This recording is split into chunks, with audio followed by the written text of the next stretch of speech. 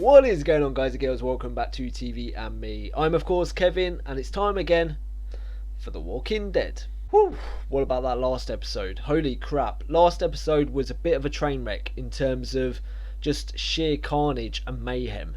It was absolutely nuts, and the crazy thing is, I actually came out of that episode happy. Despite all the negativity and, the deaths and just the misery, I came out the end of the episode happy and relieved. Mainly, of course, because my main characters didn't die, like Sasha and Glenn and little Lizzie, and Herschel never came down with the bug and died. And no, there were so many opportunities in that episode, whether it was from walkers, from people shooting guns inside the segregation unit, or from just the disease. There were so many chances for people to die, and no one did. None of my main characters anyway. People died, a lot of people died, but none of the characters we've come to know and love. So I was really happy with that. I was just over the moon. And in fact, I talked about it last episode, but in that episode, it was very much an episode all about Herschel and about his character. I mean, I've said it on a few comments, and I've said it on Patreon to other people, but I feel like this episode last episode was Herschel's coming out party. It was the episode where I really got to learn who Herschel was at his core. This kind, caring, put everyone in front of himself type of person. I even talked about it last episode as well, about how he put his life on the line every time he moved somebody who had recently died to somewhere else in order to stab him in the head. And I was a little bit angry at him because he put his own life in danger even more than he was in the first place with the disease going about. But he did it. He did it for all the right reasons. Now I've had time to reflect on it. I understand his motives, mainly because of you guys and girls in the comment section and on Patreon. You explained to me the reasons you thought he did it, and it all made sense once I got my head around it. And he was right. He was trying to stop pandemonium. He was trying to stop panic. He was trying to keep people calm, and keeping them subdued in a way, so they didn't get really anxious and maybe start rioting or trying to escape and to get out. He was trying to keep everyone calm, and it worked. And despite him putting his life on the line every time, his plan works. So like I said last episode, I take my hat off to you, Herschel. I really understand your character now. I understand who you are. I understand the caring nature you have, and you've moved up in my ranking of characters I really like. He might have notched into that top 5 now, because it was so moving last episode. It was really moving with the way he got through that with a stern outside persona. He was very stern, but you could tell that moment at the end when everything had died down. Daryl and the group had come back with the antibiotics. He sat on that bed where Dr. S had sadly passed away, and he had to kill him. He sat on that bed, he took it all in, he looked at his Bible, put it down, and had a little cry to himself. And it was such a moving moment. And I've also got to say as well, the music choice in that episode was fantastic. I never really picked up on that in my review. Actually, one of you asked me what is one of the biggest differences I've noticed moving from previous seasons to this season. Now we've got someone else in charge. And thank you for that, by the way. I appreciate the comment. And I have to say, the biggest two, there's probably more than two, but off the top of my head, there's two that I can pick out. The first is the exploration of characters that were previously in the background, i.e. Beth, and Herschel to a degree. We've seen more of them, we've been exploring their characters more, and it's been really, really interesting. It's good to see them getting screen time now that we've moved on to someone else in charge. And the other thing which I really appreciate, and it's one of the things which I think was lacking in previous seasons, and that's the use of music. Music has been absolutely fantastic this season so far. Fantastic song choices, and music is so important to a scene because it invokes emotion in you, it sets the mood, it just brings to life a picture. And the more music is used in those sorts of moments, and the choice of music, which has been absolutely superb, it's just been absolutely incredible, and I really appreciate it. Also, of course, we had the Patreon poll, which you can find on my Patreon page, and the question was Herschel right to stab the recently deceased out of sight of the patients despite the risks? And it was a sweep across the board of yes. Everybody agreed with Herschel. He was right to do what he did it for the right reasons. I appreciate the comments on that poll as well. I did read through them all, and I have replied to everyone, I believe, so thank you for that. I really appreciate it. But your thoughts were pretty much the same as mine. What I've come to understand, that He was doing it to avoid panic. He was doing it to put everyone at ease. And, you know, that's the kind of man he is. Herschel is someone who will put himself on the line to make everybody else more comfortable and, you know, being able to get through the dire situation they were in. Moving away from that though, the only other real thing to happen in that episode was, of course, the reveal of the governor at the end there. Not only, and I put this in a comment, but not only is he an arsehole with his actions, he's an arsehole with his timing. The man is just an arsehole, and talk about the worst timing possible. We've just got through all this shit. We've probably got another ton of shit coming in the form of what happened with Carol and Rick, and then we're going to have him coming in from the side to flank him and just attack him again. It's going to be, well, what I suspect is going to happen, him attack him again, because he's not going to go in there peacefully, is he? So it's going to be crazy. I'm worried about what direction it's going to take now, because you guys and girls kept saying it was a darker episode, dark season, sorry, and it's been dark so far this season, but I feel like there's more to come, and this is only going to be the 6th episode, and already we're getting down to the nitty gritty of it all. So let's just get straight into it. I want to get into this episode because I want to see the repercussions, and if we actually finally see Rick tell everyone about Carol being banished from the camp. So let's get into it. This is season 4, episode 6. Oh shit, is this following on directly from when he just absolutely murdered everyone?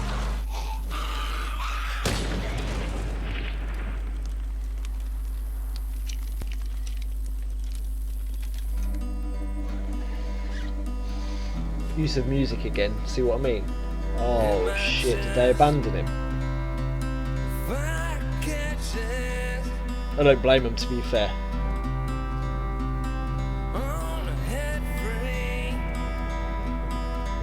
Fuck, he burned it all down. I've been on the road for a couple of months. Where did you live before that? I was in a town. Were the monsters there? No. Full of good people.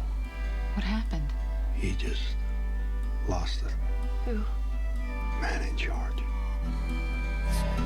Do you think they're going to try and redeem his character?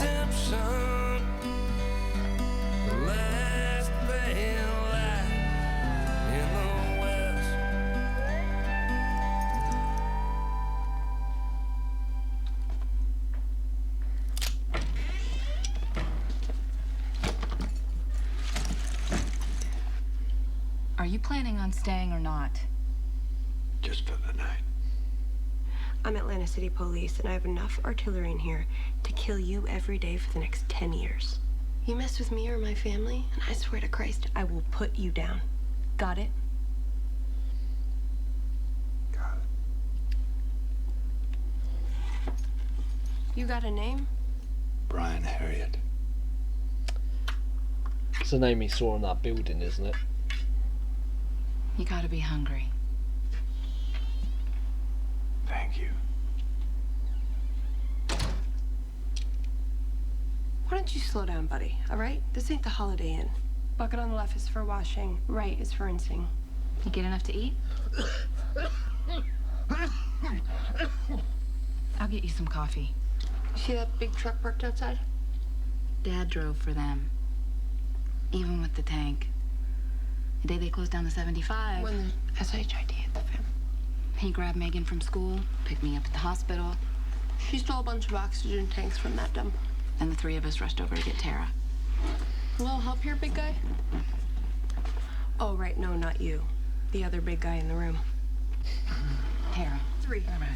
Okay, 1, 2.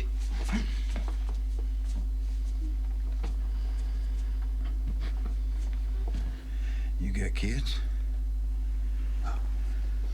My girls were born. That's when I finally figured out what it was to be a man. You protect them, you keep them safe. You just try to make them stronger until they can look out for themselves. Hey, I got a buddy, Bill Jenkins. He lives up at 303. He's got a real nice backgammon set up there. He won't mind, and he keeps it under his bed there. Just, please. You've been out there in the world, and you know how to handle yourself around those things. Look, I know you might not understand it because you don't got a baby girl of your own, but Oh, fuck. Might make my Megan talk again.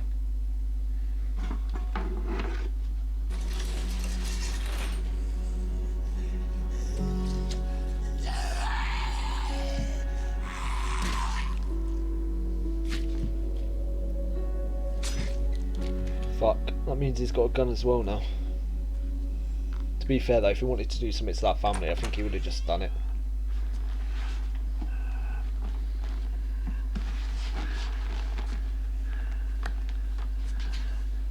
Thank you. You're welcome. He's got more of a spring in his step now. Which is bad for Rick and the group. When he was miserable, he wasn't dangerous.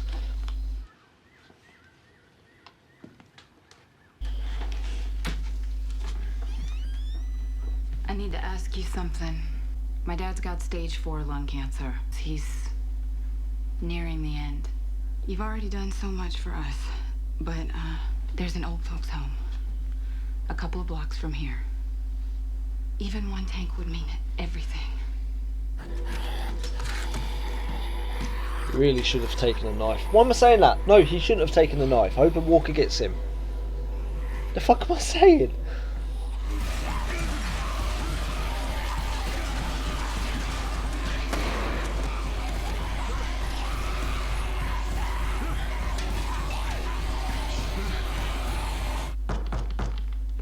That's the only reason I wanted him to get out of there, was to get that to them. That was it. They're both full. Are you okay? Yeah. She thought you were her dad when she saw you out there on the street. He went out one night about 3.5 years ago to get a couple beers and a Powerball ticket. Said he'd be right back.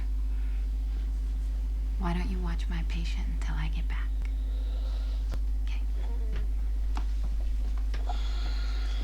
She saw the photo, didn't she, when she came in the room? She's trying to help him, but if only she knew the character he truly was. I mean, it's sad what happened to him, but at the same time, that doesn't give him the right to murder an entire population of a town. Something happened to you, or were you just born like that? Something happened to me. Is that bad to ask? No. Tell you what happened to my eye, but you have to promise to keep it secret.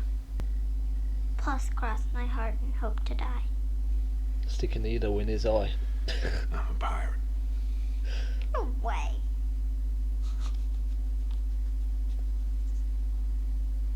I'm not gonna laugh at his jokes. What really happened was I was trying to help someone. How are you trying to help him? I was trying to protect them, you know. And what, Stop death? them getting hurt. It's a bit late. But you got hurt instead. Yeah. He's gone. I think he's been gone a while. Stab him in the Yours head. go now. Just give us a minute. Oh, fuck, here we go.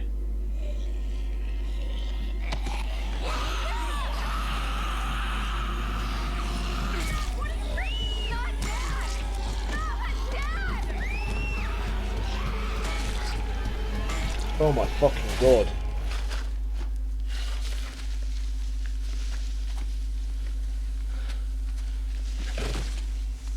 Not exactly laid to rest, was it? More like chucked to rest. He would have been grateful, or whatever, that you stopped him from him. You know what I mean?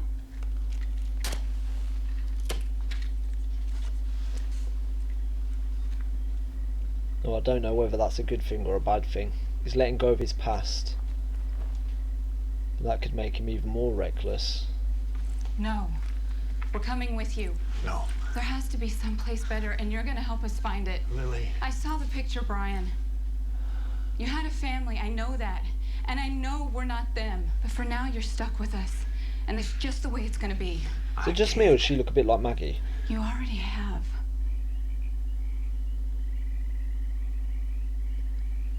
Oh, don't. Fucking... Oh, why do the arseholes always win?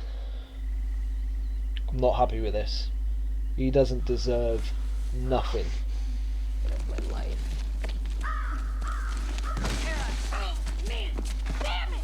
All right? I'm fine.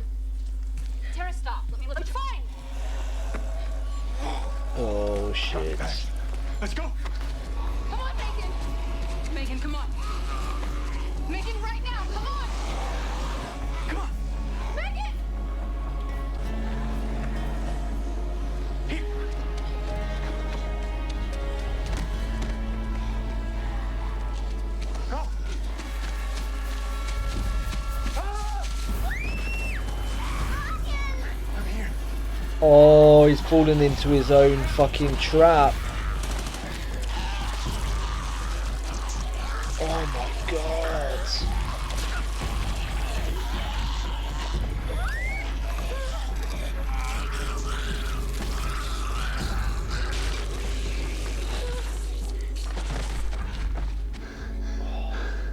I'm never gonna let anything happen to you. Where are the other two? Promise. Cross my heart. She's gonna die. Holy shit.